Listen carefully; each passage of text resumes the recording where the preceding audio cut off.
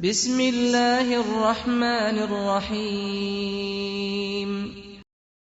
السلام عليكم ورحمة الله تعالى وبركاته. أعوذ بالله من الشيطان الرجيم. بسم الله الرحمن الرحيم. الحمد لله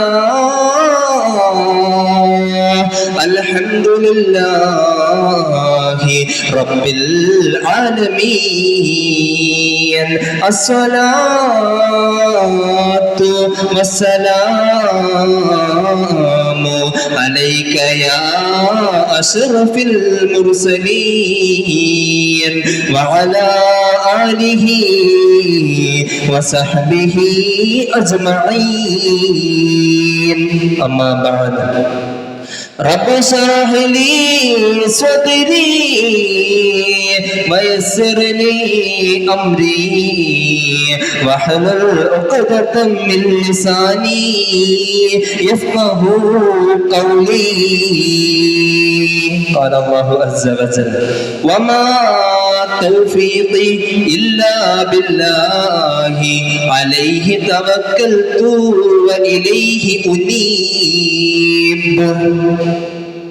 وأعوذ بالله من الشيطان الرجيم. بسم الله الرحمن الرحيم. سبحان الذي أسرى بعبده ليلا من المسجد الحرام إلى المسجد الأقصى الذي باركنا حوله لنريه من آياتنا إنه هو السميع البصير. صدق الله المولانا العلي العظيم. صدق بلغ رسوله النبي الكريم. അല്ലാഹു സുബ്ഹാനഹു വ തആല നമ്മുടെ ഒരുമിച്ച് കൂടലിനെ പരിപൂർണമായും കബൂൽ ചെയ്ത് അനുഗ്രഹിക്കുമാറാവട്ടെ. ഈ മജ്‌ലിസിന്റെ ബർക്കത്ത് കൊണ്ട് നമ്മൾ ജീവിത കാലഘട്ടത്തിൽ ചെയ്തു പോയ പാപങ്ങളൊക്കെ അല്ലാഹുവിന്റെ മഹദായ ഫദ്ൽ കൊണ്ട് പൊരുത്തപ്പെട്ട് നൽകുമാറാകട്ടെ. ആമീൻ യാ റബ്ബൽ ആലമീൻ. ഏറ്റവും ബഹുമാന ആദരവുകൾ നിറഞ്ഞ വിശുദ്ധമായ ഇൽമിന്റെ ഭവനത്തിലേക്ക്, വിശുദ്ധമായ ദീനിന്റെ കലാലയത്തിലേക്ക് കടന്നു വരികയും അവിടുന്ന് ഇൽമ് പഠിച്ചുകൊണ്ട് വിദ്യാർത്ഥികളുടെ മാനസികപരവും ശാരീരികപരവും ആത്മീയപരവുമായിട്ടുള്ള എല്ലാവിധ കഴിവുകളും ഉയർത്തിയെടുക്കാൻ അഹോരാത്രം പരിശ്രമിക്കുന്ന എൻ്റെ പ്രിയപ്പെട്ട ഗുരുനാഥന്മാരെ, അതുപോലെ തന്നെ വിജയിയുടെ മധുനുകരാൻ കലാലയത്തിലേക്ക് കടന്നു വരികയും ഇൽമു നുകരാൻ വേണ്ടി ആർത്തിയോടെ എൻ്റെ മുഖത്തേക്ക് നോക്കിയിരിക്കുന്ന എൻ്റെ ഏറ്റവും പ്രിയപ്പെട്ട വിദ്യാർത്ഥി മുതഅല്ലിം സുഹൃത്തുക്കൾ, ഞാനിന്ന് നിങ്ങളുടെ മുന്നിൽ ഇങ്ങനെ എഴുന്നേറ്റ് നിൽക്കുന്നതിന്റെ ഉദ്ദേശം എന്നുള്ളത് എരിയുന്ന ഫലസ്തീൻ എന്ന വിഷയത്തെ ആസ്പദമാക്കി എന്നിൽ അറിയാവുന്നത് സംസാരിക്കാനാണ് ഇൻഷാ അല്ലാഹ്. അതിനെനിക്ക് തൗഫീഖ് നൽകിയ ജഗന്നേതാവായ അല്ലാഹു സുബ്ഹാനഹു വ തആലയെ ആദ്യം ഞാൻ സ്തുതിക്കട്ടെ. അൽഹംദുലില്ലാഹി അലാ കുല്ലി ഹാൽ. എൻ്റെ പ്രിയമുള്ളവരെ, ഒരു ഇൻട്രൊഡക്ഷന്റെയോ അല്ലെങ്കിൽ ഒരു പരിചയപ്പെടുത്തലിന്റെയോ ആവശ്യമില്ലാത്ത ഒരു വിഷയമാണ് ഫലസ്തീൻ എന്നുള്ളത്. നമ്മൾ ദിനേന പത്രമാധ്യമങ്ങളിലൂടെയും സോഷ്യൽ മീഡിയകളിലൂടെയും നമ്മൾ ദിനപ്രതി കണ്ടുവരികയാണ്. ആദ്യമൊക്കെ കണ്ടപ്പോ പടച്ചോനെ ഇങ്ങനൊരു വിധി അവർക്ക് വന്നുപോയല്ലോ അല്ലാ എന്നുള്ള വേദന നമ്മുടെയൊക്കെ ഹൃദയത്തിന്റെ ഉള്ളിന്റെ ഉള്ളറകളിൽ ഉണ്ടായി. എന്നാൽ ഇപ്പോ അതൊരു സ്ഥിരം ഇതായി. പത്രമൊക്കെ എടുക്കുമ്പോ ഫലസ്തീനെ പറ്റിയുള്ളതാണ്, ഇത് തന്നെയാണല്ലോ എന്നും പറഞ്ഞ് കേവലം ഒരു എന്താ പറയുക, ഒരു വെറും ഒരു രീതിയിലൂടെ അത് ഇങ്ങനെ ആയല്ലോ അള്ളാഹു പുറത്തു കൊടുക്കട്ടെ എന്ന് പറഞ്ഞ ആ പത്രം അങ്ങോട്ട് മാറ്റിയിട്ട് ആ പത്രം മാറ്റിയതോടുകൂടി ആ ചിന്ത നമ്മളിൽ നിന്നും പോയി. അതല്ലേ സഹോദരങ്ങളെ, ഞാനും നിങ്ങളിലും ഉള്ളതായ ഒരു മൈൻഡ് എന്ന് പറയുന്നത്. അല്ലാഹു സുബ്ഹാനഹു വ തആല നമുക്ക് നൽകിയ ഏറ്റവും വലിയ അനുഗ്രഹം എന്താണെന്ന് അറിയോ സഹോദരങ്ങളെ? അല്ലാഹു സുബ്ഹാനഹു വ തആല ഈ ലോകത്ത് ഒരുപാട് വസ്തുക്കളെ സൃഷ്ടിച്ചു. ഒരുപാട് വസ്തുക്കൾ, ആകാശത്തിലൂടെ പറന്നു നടക്കുന്നതായ പക്ഷി പർവ്വതാനികളെയും വെള്ളത്തിലൂടെ ഊളിയിട്ട് നടക്കുന്നതായ മീനുകളെയും അതുപോലെ തന്നെ ചേതന അചേതന വസ്തുക്കളെയും മനുഷ്യരെയും എല്ലാം അല്ലാഹു സുബ്ഹാനഹു വ തആല സൃഷ്ടിച്ചു. അല്ലാഹു സുബ്ഹാനഹു വ തആല നമുക്ക് നൽകിയ ഏറ്റവും വലിയ അനുഗ്രഹം എന്ന് പറയുന്നത് അല്ലാഹു സുബ്ഹാനഹു വ തആല നമ്മളെ എല്ലാവരെയും മനുഷ്യരായി ഈ ഭൂമിയിലേക്ക് പടച്ചു വിട്ടു എന്നുള്ളതാ. മനുഷ്യരാക്കി എന്ന് മാത്രമല്ല, ചിന്തിക്കാനുള്ള ബുദ്ധി, വിവേകം, കഴിവ് എല്ലാം അല്ലാഹു സുബ്ഹാനഹു വ തആല നമുക്ക് നൽകി. ബുദ്ധിയില്ലാത്ത എത്രയോ പാവപ്പെട്ട കുഞ്ഞുങ്ങൾ നമ്മുടെ ഈ ലോകത്ത് ജീവിക്കുന്നുണ്ട്. അല്ലാഹു സുബ്ഹാനഹു വ തആല അതിൽ നിന്നും വ്യത്യസ്തമായി കൊണ്ട് നമുക്ക് വിവേകം നൽകിയില്ലേ, നമുക്ക് ബുദ്ധി നൽകിയില്ലേ. എന്നിട്ടും അല്ലാഹു സുബ്ഹാനഹു വ തആല നിർത്തിയില്ല. നമ്മളെ ഏറ്റവും വലിയ നമ്മുടെ അനുഗ്രഹം എന്ന് പറയുന്നത് നമ്മളെ എല്ലാവരെയും മുസ്ലിമീങ്ങളായി പഠിച്ചുകൊണ്ട് ഇതിനകത്തേക്ക് വിട്ടു. എന്നിട്ട് പഠിപ്പിച്ചു തന്നു, ഇതാണ് നന്മ, ഇതാണ് തിന്മ, ഇതാണ് ശരി, ഇതാണ് തെറ്റ്. ഇതിനകത്തേക്ക് പോയാൽ അനുഗ്രഹങ്ങളുടെ പറുദീസയാകുന്ന സ്വർഗത്തിലേക്ക് നിങ്ങളെ ഞാൻ പറഞ്ഞയക്കും. എന്നാൽ ഈ തിന്മയിലേക്ക് നിങ്ങൾ പോയി കഴിഞ്ഞാൽ അനുഭവിക്കും നിങ്ങൾ വേദനയുടെ, ദുഃഖത്തിന്റെ, പ്രയാസത്തിന്റെ, പ്രതിസന്ധിയുടെ, ക്ലേശകരമായ അനുഭവങ്ങളുടെ മായാകൊട്ടാരം മാമലകൾ തീർക്കാൻ നിങ്ങളെ ഞാൻ പറഞ്ഞയക്കുമെന്ന് അല്ലാഹു സുബ്ഹാനഹു വ തആല പറഞ്ഞു തന്നു. അല്ലാഹു സുബ്ഹാനഹു വ തആല മറ്റാളുകളിലൂടെ പഠിപ്പിച്ചു തന്നു, പ്രവാചകന്മാരിലൂടെ പഠിപ്പിച്ചു. നമ്മൾ ഉസ്താദന്മാരിൽ നിന്ന് കേട്ടറിഞ്ഞു. നമുക്കൊരു സീരിയസ്നെസ് ഇല്ല. ഇതാണ് ഇന്ന് നടന്നുകൊണ്ടിരിക്കുന്നത്. എന്നിട്ടും നമ്മൾ മനസ്സിലാക്കാതെ വന്നപ്പോ എന്റെ പ്രിയപ്പെട്ട സഹോദരങ്ങളെ, അല്ലാഹു സുബ്ഹാനഹു വ തആല പരീക്ഷണങ്ങൾ അഴിച്ചു വിട്ടു. ഏറ്റവും അപ്ഡേറ്റഡ് ആയിട്ട് നമ്മുടെ ഹൃദയങ്ങളിൽ നിൽക്കുന്നതായ ആ ഒരു പരീക്ഷണമാണല്ലോ പൗരത്വ ഭേദഗതി ബില്ല് വന്നതായ സമയത്ത് അല്ലാഹുവേ തടങ്കൽ പാളയത്തിൽ കൊണ്ടുപോയി അടയ്ക്കുമോ എന്നുള്ള ഭയം നമ്മളിൽ ഉണ്ടായി കുറച്ചു നാള്. പിന്നെ അതും ഒന്നും അല്ലാതെയായി. അതിനുശേഷം അല്ലാഹു സുബ്ഹാനഹു വ തആല കൊറോണ എന്ന് പറയുന്ന മഹാമാരി കൊണ്ടുവച്ചു. അതും അതിന്റെ ചൂടും കുറച്ചു കാലം ഉണ്ടായിരുന്നു. ഇന്ന് നമ്മളുടെ സഹോദരങ്ങളിൽപ്പെട്ട ഫലസ്തീനിലെ പാവപ്പെട്ട പിഞ്ചു കുഞ്ഞുങ്ങളെ അടക്കം മൃഗങ്ങളെ വെട്ടിയെറിയുന്ന ലാഘവത്തോടുകൂടി അവരെ ഇല്ലായ്മ ചെയ്യുന്നത് അല്ലാഹു സുബ്ഹാനഹു വ തആല കാണിച്ചു തന്നു. അവർക്ക് നൊന്താം, നമുക്കും നോവണം. കാരണം അല്ലാഹുവിന്റെ പ്രവാചകൻ നബി മുഹമ്മദ് മുസ്തഫ സല്ലല്ലാഹു അലൈഹി വസല്ലമ തങ്ങൾ പഠിപ്പിച്ചതെന്തെന്നറിയോ സഹോദരങ്ങളെ? മുഅ്മിനീങ്ങൾ എന്ന് പറയുന്നത് ഒരു കെട്ടിടത്തിന്റെ രണ്ട് ഭാഗങ്ങൾ പോലെയാ. മുഅ്മിനീങ്ങൾ എന്ന് പറയുന്നത് ഒരു കെട്ടിടത്തിന്റെ രണ്ട് ഭാഗങ്ങൾ പോലെയാ. ഒരു ഭാഗത്തിന് എന്തെങ്കിലും പറ്റിയാ അത് അടുത്ത ഭാഗത്തിന് എഫക്ട് ചെയ്യും. എന്റെ പ്രിയപ്പെട്ട സഹോദരങ്ങളെ, അത്രമാത്രം. അപ്പൊ മുഅ്മിനീങ്ങൾക്ക് എന്തെങ്കിലും സംഭവിച്ചാൽ, മുസ്ലിമീങ്ങൾക്ക് എന്തെങ്കിലും സംഭവിച്ചാൽ നമുക്ക് വല്ലാത്ത വേദന ഉണ്ടാകണം. ഇതാർക്കാ പ്രിയമുള്ളവരെ ഈ ബുദ്ധിമുട്ട് വന്നത്? ബൈത്തുൽ മുഖദ്ദസിന് ചുറ്റും ജീവിക്കുന്നതായ, അതായത് ഫലസ്തീനിലെ പാവപ്പെട്ട ആളുകൾക്കാ. എന്താ പ്രിയമുള്ളവരെ ഫലസ്തീന്റെ പ്രത്യേകത എന്ന് പറയുന്നത്? പൗരാണികമായ കാലഘട്ടം മുതൽ തന്നെ ഫലസ്തീൻ ജനശ്രദ്ധ നേടിയതായ ഒരു ഇടമായിരുന്നു ജെറുസലേം എന്ന് പറയുന്നതായ ബൈത്തുൽ മുഖദ്ദസ് സ്ഥിതി ചെയ്യുന്നതായ പട്ടണം. ആ പട്ടണത്തിന്റെ പ്രത്യേകത എന്താന്ന് വെച്ചാൽ അവിടെ മുസ്ലിമീങ്ങൾ മാത്രമല്ല ക്രൈസ്തവ ജൂതന്മാര് എല്ലാവരും വല്ലാതെ ആകർഷിച്ചതായ ഒരു പട്ടണമായിരുന്നു ജെറുസലേം എന്ന് പറയുന്നത്.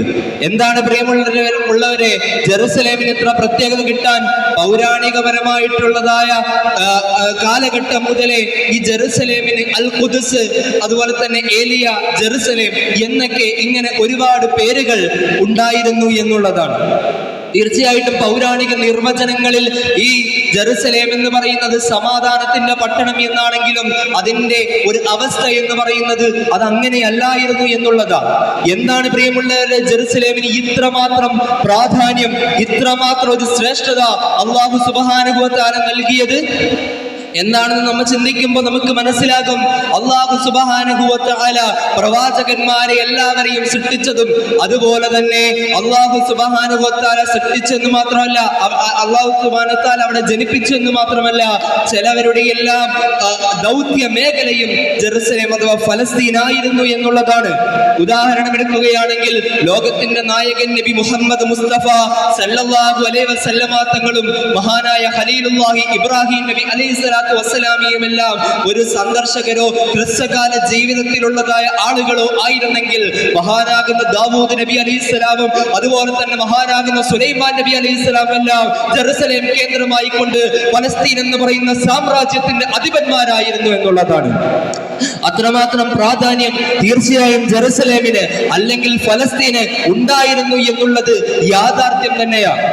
ദാവൂദ് നബി അലൈഹി ഇസ്ലാമിന്റെയും അവിടുത്തെ പ്രിയപ്പെട്ട മകനാകുന്ന സുലൈമാൻ നബി അലൈഹി ഇസ്ലാമിന്റെയും കാലഘട്ടത്തിലാണ് ജെറുസലേം അഥവാ ഫലസ്തീൻ എന്ത് ചെയ്യുന്നത്, പുണ്യകരമായിട്ടുള്ളതായ ഒരു പട്ടണമായി മാറുന്നത് എന്നുള്ളത് വാസ്തവമാണ്.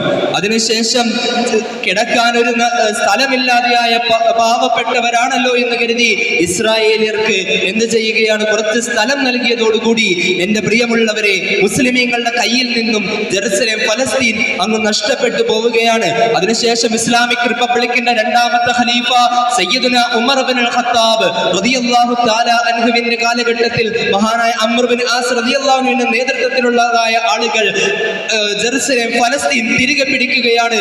അങ്ങനെ ഇസ്ലാമിക് സാമ്രാജ്യത്തിന്റെ അധിപനായ മഹാനായ ഉമർ ഇബ്നുൽ ഖത്താബ് റളിയല്ലാഹു തആല അൻഹു ഫലസ്തീൻ തിരിച്ചു പിടിച്ചു എന്നുള്ളതാണ്. അത്രമാത്രം പ്രാധാന്യമുള്ളതായ ഫലസ്തീൻ. എന്നിട്ടും തീർന്നില്ല.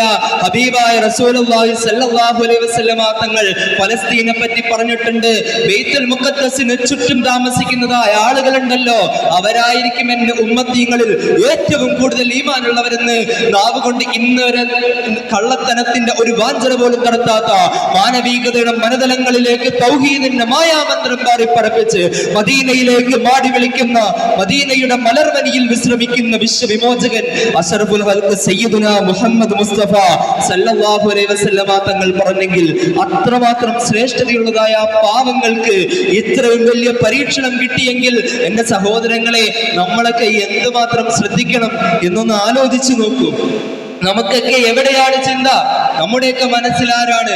തീർച്ചയായും ആ ഒരു തരത്തിലൂടെ നമ്മൾ ജീവിച്ചു പോയില്ല എങ്കിൽ, നന്മയിലൂടെ നമ്മൾ മുന്നോട്ട് പോയില്ല എങ്കിൽ നമ്മുടെ എല്ലാ അവസ്ഥ എന്താകും? ഹബീബായ റസൂലുള്ളാഹി സ്വല്ലല്ലാഹു അലൈഹി വസല്ലമ തങ്ങൾ ഏറ്റവും വലിയ മുഅ്ജിസത്തായ വിശുദ്ധമായ ഖുർആൻ കണ്ടുള്ള മുഅ്ജിസത്താണല്ലോ ഇസ്രാ മിഅ്റാജ് യാത്ര എന്ന് പറയുന്നത്. ആ ബൈത്തുൽ മുഖദ്ദസിലാണല്ലോ പ്രവാചകന്മാർക്ക് ഇമാമായിക്കൊണ്ട് ഹബീബായ നബി മുഹമ്മദ് മുസ്തഫ സല്ലല്ലാഹു അലൈഹി വസല്ലമ തങ്ങൾ നമസ്കരിച്ചത്. അത്രമാത്രം പ്രാധാന്യമുള്ളതായ ബൈത്തുൽ മുഖദ്ദസ് ഒരിക്കൽ അബൂ ഹുറൈറ റളിയല്ലാഹു തആല അൻഹു നിവേദനം ചെയ്യുന്നതായ ഒരു ഹദീസിൽ കാണാനായിട്ട് സാധിക്കും. അബൂ ഹുറൈറ റളിയല്ലാഹു തആല അൻഹു നിവേദനം ചെയ്യുന്ന ഒരു ഹദീസിലൂടെ നബി തങ്ങൾ പറയുകയാണ്. എന്താ നബി തങ്ങൾ പറഞ്ഞതെന്നറിയോ പ്രിയമുള്ളവരെ?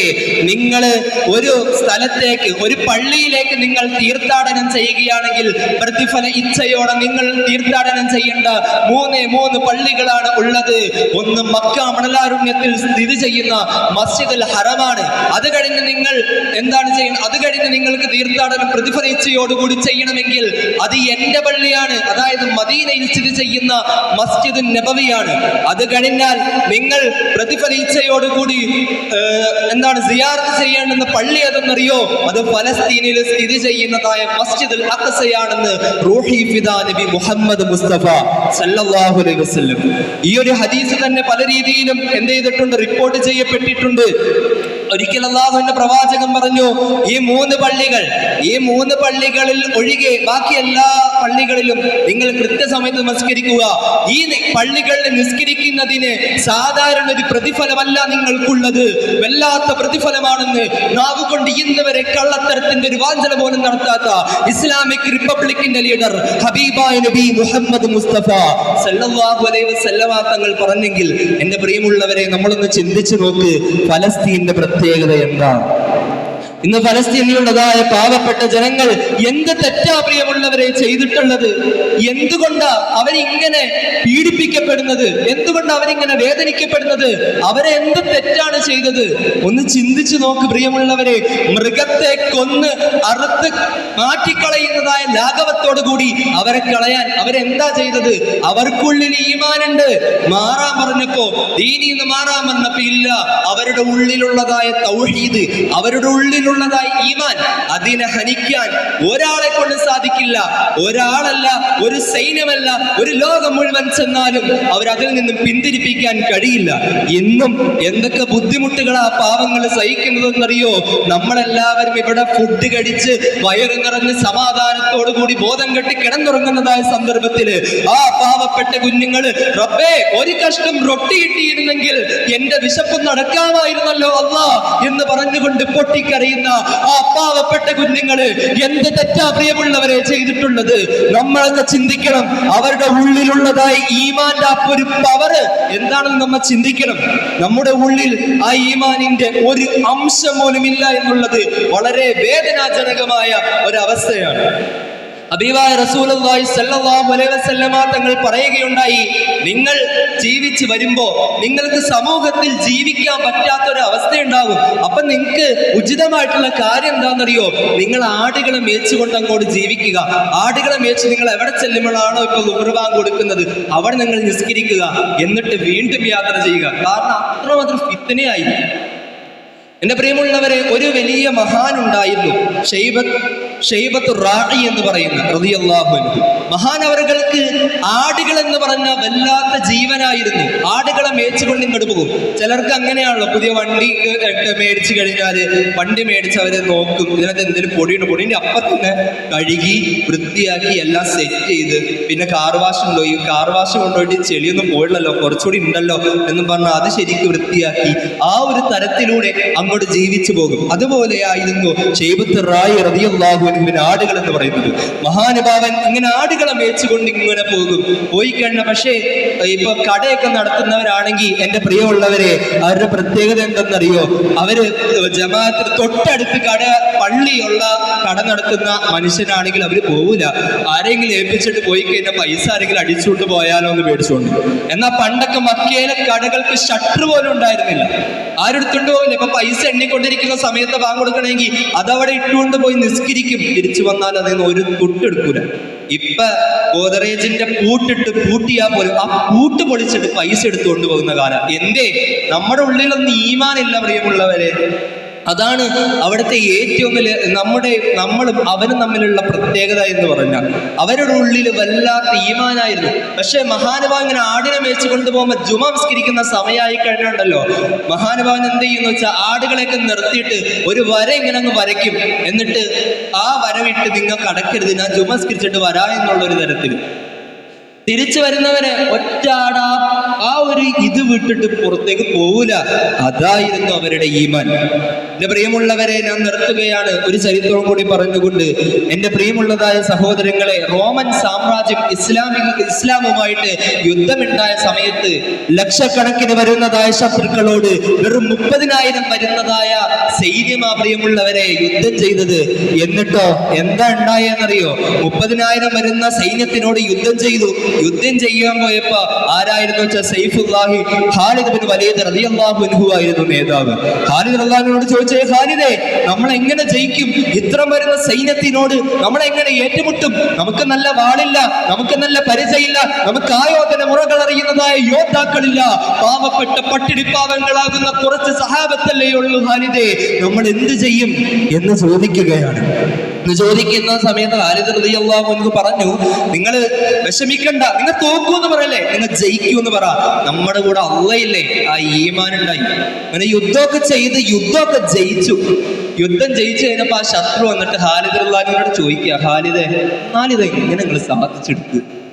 ഇത്ര കുറഞ്ഞ ആളുകൾ, ആയോധന മുറകൾ അറിയുന്ന എന്റെ യോദ്ധാക്കള് ഇവരുടെ മുന്നിൽ മുട്ടുമടക്കി എന്താ ഇതിന്റെ ഗുഡ്സ് എന്ന് ചോദിച്ചു. പറഞ്ഞു, അള്ളാഹുവിലുള്ളതായ അചഞ്ചലമായ വിശ്വാസമാണെന്ന് പറഞ്ഞു.